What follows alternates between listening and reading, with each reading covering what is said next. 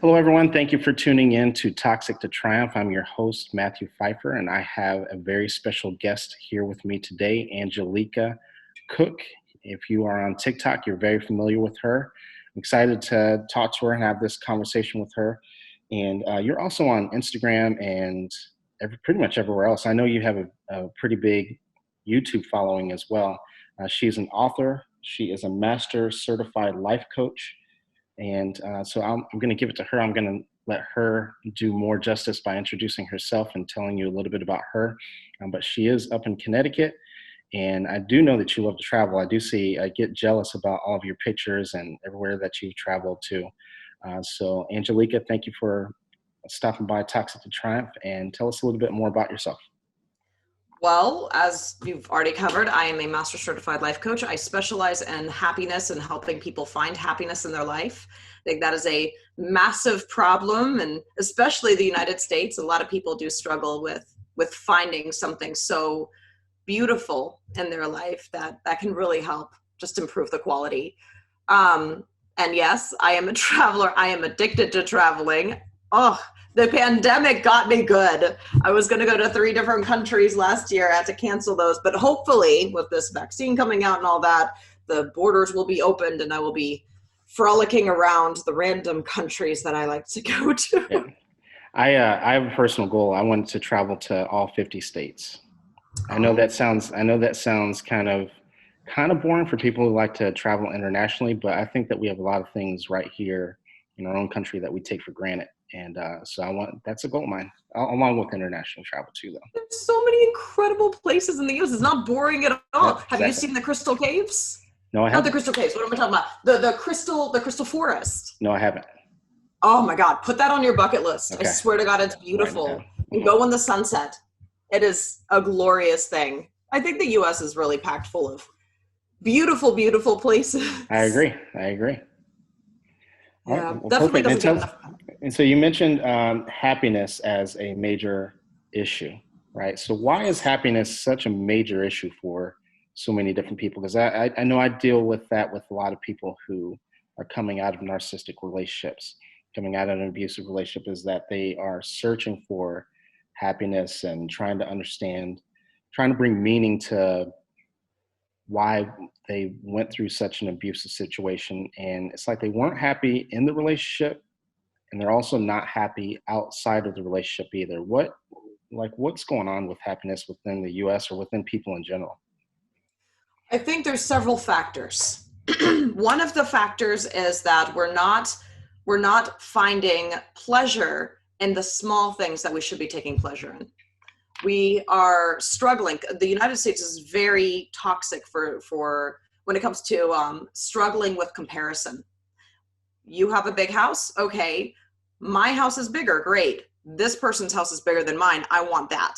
I'm not saying that my dog is bigger than your dog thing, but what I'm saying is it's this constant comparison of,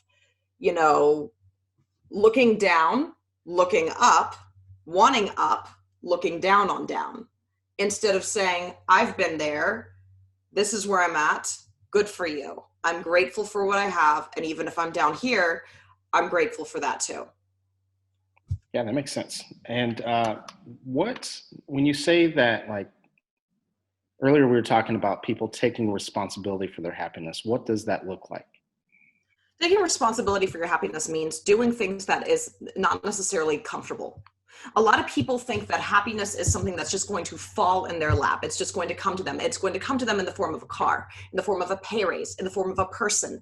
And once they get that, they realize that doesn't bring them happiness. So they look for the next thing. And it's just this constant grabbing of my happiness is outside of me and not within me. And so long as you keep looking for the outside, you're not going to get it on the inside.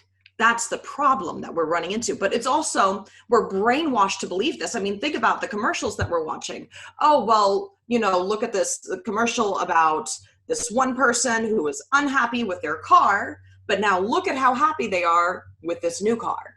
And it's always, this, a feeling of not being content in your life and then needing this and not providing that. But that's not going to provide that. So would you define happiness as being content? or what would your definition, like if someone were to come to see you and they were like, I don't even know what happiness is. Um, that's something I get quite often is I just don't even people in my world, I don't even know what a healthy relationship would look like. What would you describe? How would you describe what happiness looks like for someone? Happiness looks different for every person. I can't say this is a box of happiness and this is how it looks like, because every single person has a different box of what happiness is for them. But in general, happiness should feel like peace, absolute peace. And yeah, you have your hard times, but in the end, you are content with your life. You are peaceful. And if you died right then, you're not going to die with regrets. You're going to die knowing you lived a good life. That I find to be happiness, because in the end, there's peace, and we don't know how long our life is. We know right now there's peace, and we have made peace with our past. That makes sense. And so is it like a lot of contentment? Just being Yeah, content? I feel like content is a word that causes people to feel like they're settling.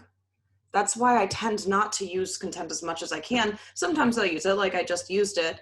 But I try not to use it only because when someone says they are content in their life, oftentimes, in many of the people I've talked to, they're like, but that means I'm just doing the same thing over and over. They think it's a cycle. They don't quite understand that contentment is peace. Hmm.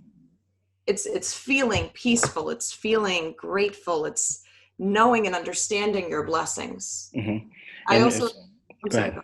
No, I was going to say it sounds like that you actually have to kind of that peace for you is more of like an action word, right? It That is. you actually have to do something to obtain peace rather than just because I think a lot of people they take the word peace or mindfulness, things like that, and they think that it just means that you don't do anything. That once again you're passing off responsibility, rather than actually taking action. What does and I know you and I were talking about managing emotions earlier and things like that. What does taking responsibility for that piece look like? And finish your thought. I didn't mean to cut you off. I'm sorry. Oh, you are fine. I have this habit of, even if you cut me off, I will forget about everything I said before and then move forward. Just how I am. No problem. So I do believe that happiness is an action. It's not going to fall into your lap. And I'll talk about what that looks like in just a moment. But it is, I just want to agree with you. It is not just sitting around waiting for it to pop and then boom, one day, oh my God, I'm so happy. It does not happen like that. It is active steps working towards an end goal. Being happy is being true to yourself, working towards that goal.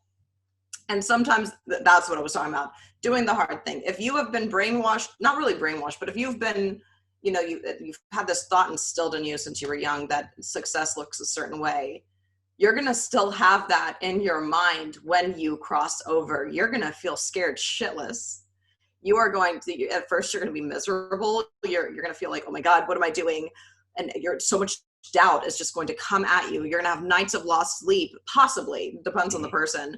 And you're going to doubt your decision to do this. Hmm. But if you are not working towards your authentic self, if you're not moving away from what people have told you to be, and move towards who you actually are, who your true self is, you're not going to be happy in that other life, because you're not being you. You're being someone else. It's very interesting that you say that because with people I work with, I talk about that. Self-love is progression.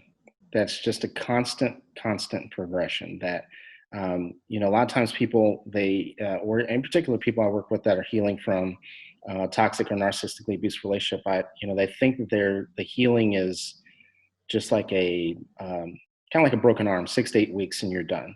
Right? You're healed. Yeah. You're good. You can just move on.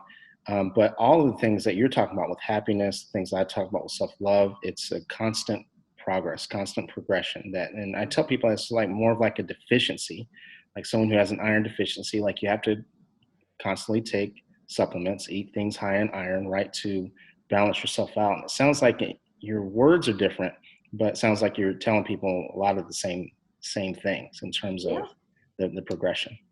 And Yeah. Same message, different words. when someone is happy overall, or like is it possible to be not happy with just certain aspects of your life, to be happy with work and not happy with a relationship, or I get people who are, they struggle with boundaries in relationship, but then in work, in their like career, they're a go-getter, they're able to set boundaries, they're able to do things. Do you see the same thing with happiness with the people that you work with? So yeah, I do with my clients. They'll say, "Oh, I love this part of my life. I don't want to change anything about this." But when it comes to the relationship aspect, they do struggle. I think Hmm. that is very, very common for people to struggle with their relationship aspect, and work aspect is good. Maybe they have followed their dreams, but then the relationship, that's a struggle. I think a lot of times, yes, boundaries are important, but also really taking a step back is another Hmm. thing that people need to do, and doing what's difficult. Sometimes you cannot control other people. You can only control yourself, your own growth, your own progression. You can learn how to better communicate. Perhaps that's the issue in the relationship, is your lack of communication, your difficulty to be able to express yourself. And once that happens, then the relationship starts to mend. It becomes a better relationship. But it also might be the other person. It could be both. A lot of Hmm. times it's both. And I think the problem is when you have one person who's willing to put in all that work, and they get with another person, or they've been in a relationship with someone who doesn't want to put in that work. Maybe they're not ready. Maybe they have become comfortable. Their comfort zone is within that toxicity. Hmm. And to look at themselves, to look at their flaws, their shadow self, it becomes so jarring that they turn away and they're like, "I don't want that. You're the problem, not me. I'm not going to work on myself. You need to work on yourself." This person now works on themselves. The relationship's still not good, because the person who's still within the toxic box that they've found, the comfort zone, is going to poison the relationship. Hmm. And it honestly, sometimes happiness does mean making a hard decision, saying, I love you with my everything, but I'm being poisoned by you, and you're not willing to work on yourself. Right. I have to love me because I deserve love.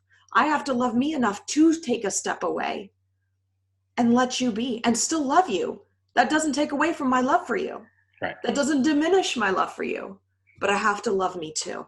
And I can no longer allow you to poison me because of your choices to poison me. A lot of people who have been in those type of situations, I think majority of the people listening to this podcast can relate to everything you just said. And I'm going to plug your book, The Asshole Pandemic.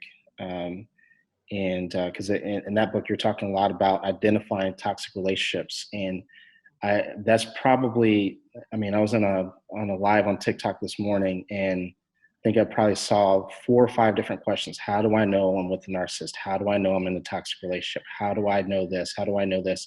And a lot of it has to do with the fact that even in childhood, they didn't have a good relationship with their caretakers, and they move forward, and they literally have never been modeled any type of healthy type of dynamic or healthy type of relationship. In your words, how would you tell someone that they can identify that they're in a toxic relationship? There's so much to that. That's like a huge question. Identify, I can't talk right now. Identifying a toxic relationship and toxic traits oftentimes has to come with what is, the how do you argue? How do you make up? What is the general relationship like? Looking at individual situations. Are you feeling suffocated? How are you feeling within this relationship? Does this relationship feel like a peaceful coexistence, or does it feel like two people against each other trying to change each other to create the ideal person that they think they want the other person to be? I think those are often things that we need to do. And also, as I said, how do you argue? How do you make up? Are you So are you let's pause there and let's use that as an example. Like what in a toxic relationship, what would an argument look like versus in making up versus a healthy one? I would say. there's a couple different ways that a toxic relationship, and I'm not even going to be able to cover all of them. I'll Right. name out a few. One of them is name calling, verbal abuse, saying you bitch or you're ugly or your dick small, like these different insults Right. that people use that these are insults that literally I have heard people in my life use towards their significant others. Mm-hmm. That's toxic. I'll add a couple in there. You're bipolar. You need to be on medication. You need to go see a therapist. You need to do this, and so I just want to throw in a couple other ones that I know that narcissists really like to use that make a part of their gaslighting techniques. Oh yeah, they make you feel like you're the one who's insane. Mm-hmm. And then you start to question your own sanity. You start to question if you're the problem. You seek help, but then you still feel like there's always going to be something else that you're doing wrong. Mm-hmm. So that's another thing, is also twisting that, as we were talking about gaslighting, twisting the situation. I love calling it twisting the situation because I feel like so many people struggle with like, what is gaslighting? So if, for example, if you say, I'm hurt, I'm feeling hurt, and this isn't, per se the definition, but I'm feeling really hurt because this happened. And the person said, well, it's your fault that you're feeling hurt. You're the issue. If you weren't so sensitive, you wouldn't be hurt in the first place.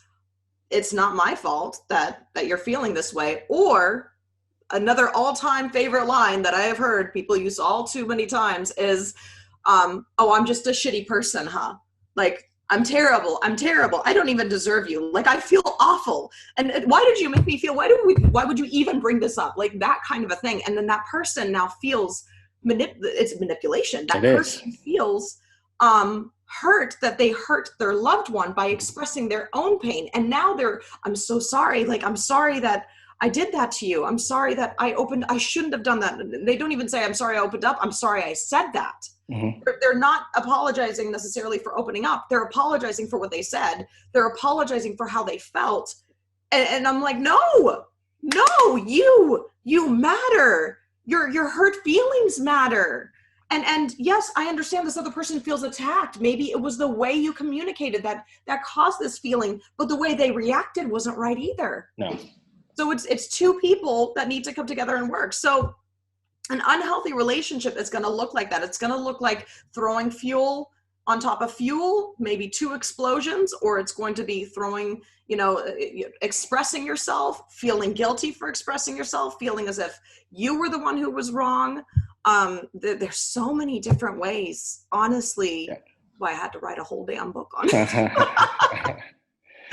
There's so many different ways that it could look like that. And it could even look like I always think of the rabbit and the stick with a carrot analogy, just trailing someone on. Yeah. And the person's constantly.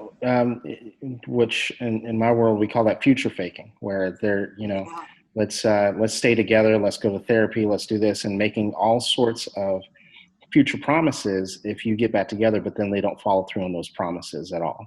Oh, absolutely. And then not only that, but I've seen, a lot of times, especially, a lot of people, they have it as a goal to get married, to have kids, to have a house. And on the surface, there's nothing wrong with those things. But when you're in a toxic situation, those things lead to enmeshment. And people who are like that, who are toxic, who are narcissistic, first thing they do is you hear people say, like, as soon as we exchange rings, as soon as we exchange vows, as soon as we bought a house, the mask came off. And the reason why was because they're trying to get you to that point. And now that you're enmeshed, they use that just like you were talking about the carrot, right? Well, are you going to call off the wedding? And they start to use those type of things as, emotional manipulation, as emotional blackmail. So it becomes very, very difficult. But sometimes there are red flags that lead up to that we miss. And I think it's so important to identify those red flags and go, wait, let me put a stop to this right now. You figure things out with that red flag. Even the hint, the edge piece of a red flag should be discussed at all times. Anytime you see anything, you discuss it, you talk about it, you figure things out together. If that person is like, I'm sorry, I recognize what I'm doing, I'm going to work through that, and then shows the action of working through it. We're all flawed people. We all have toxic traits we need to work through, but are we willing to work through that? That makes the difference. Right. Go ahead. Oh, please. I can hear the listeners like basically screaming at the radio or whatever they're listening to it on their phone, what are some red flags? I'm sure we can go on and on for days about red flags, but what are some common ones that you see with the people that you work with? Twisting and guilt, Mhm. manipulation. Twisting a situation so that you're always the one at fault. Using guilt as a way to control. Insecurity, using insecurity as an excuse to guilt someone into fitting into their box. So what I mean by that is, for example, oh gosh, if someone does not, for example, outfits, Mhm. someone is not comfortable with their loved one going out wearing a low-cut shirt. That person is like, but I feel beautiful in that shirt. That person ends up then saying, you're getting all these eyes on you. They're using guilt as a way to twist and control, and then they then twist it. And don't you love me? Why wouldn't you do this for me? You're taken. We're together. I thought you were my one and only. Mhm. I thought you wanted to belong to me. Why are you showing your body off to these other people? Things like that are red flags. Making you feel ashamed for who you are. Mhm. Let's just say you want to be an artist, and little comments like, I mean, your art's okay, or that person's not like rooting for you, you're number one. There's like little, have you tried a different color? Like Mhm. maybe a different color on that piece. That they're considering it like constructive criticism instead of just saying, wow, that's a great art piece. It's different if you say, I feel like this is missing a color. What are your thoughts? That's completely different versus your loved one walking up and being like, that's missing like yellow. You need to add Mhm. yellow. That's a red flag because Mhm. that's missing yellow is going to build to other aspects. It's when you see a small red flag, imagine it like a drop of black food coloring on Mhm. clear water. Mhm. That black food coloring might be this tall, like this big whenever it first hits that water. Give it time, it's going to spread out. Right. And you are that cup. You are that cup of water. And that toxic trait spreads out and stains your entirety. And Mhm. then you feel like you're losing your mind because you're no longer clear. Wow, that's powerful. I really love that. The What do you do when you see it? What do you tell your people to do when they see a red flag? You address it, and then what happens from there? I think with people I work with, one of their biggest issues is that they, even when they see it, they have a tough time walking away, right? And actually justifying and validating their feelings, validating that it's an actual red flag. They need other people to validate, what they've seen, what they've heard, that sort of thing. I remember one person I was working with, exactly what you just said. This red flag came up. She started a new business. Person that she was dating or seeing went to her launch. I forgot exactly what. I think it might have been a book launch or something along those lines. And first thing, and she never asked him. It was literally like it could be better, and that ended up spiraling, to something else later on down the road. He was consistently like putting things down and consistently like uh, throwing her under the bus in terms of her own business. What How do you, when someone is kind of at a level where they really have emotions for someone, they've been together for quite some time, right, and they've kind of gotten vulnerable with this person. They've seen these red flags. They have now like a pantry full of red flags at this point, right? How do you advise someone to leave, like to deal with those emotions, going back to the whole happiness thing, staying happy, staying relevant, even though they know that they're going to go through a depressive state leaving this person? Really depends on the person, but I do think closure is needed. Mhm. Closure before the relationship ends is Mhm. needed. And I think a lot of people hang on to a relationship for longer than they should. I know I have. Mhm. You hang on to a relationship for longer than you should, and you need to get to a point where that it just clicks. You know what? I felt that closure. That was what I needed. Maybe it is finally that person says that last thing. Finally, that person does that last thing, and it hurts, but then you walk away. But then there's other times when you are not ready for that closure and you have to force yourself into it. And then it takes a while for that closure to happen outside of it. It really depends on the person and their individual needs. There are certain situations where it's two toxic people, or one toxic person, one not toxic person. But normally when it's one toxic person, even if the other person believes they're not toxic, they're absorbing some of that. It's like the black drop of water. You're going to get that toxicity in you. You're going to learn bad habits. You're going to become toxic within. And then if you don't take care of that, if you don't heal from that, it's going to become toxic without, like from out. Right. I can't talk today. I'm sorry. It's all right. I think you're doing perfectly fine. But with that being said, you've mentioned before, you talked about this on the video, so I feel comfortable bringing it up, that you, at one point in time, you recognized some toxicity in your own life when someone recognizes that they have some toxic elements themselves. Like what do you advise for someone like that? How do they rid themselves of the toxicity, recognize it, become self-aware? What does that process look like? Honestly, the best thing that I can say is watch videos on toxic traits.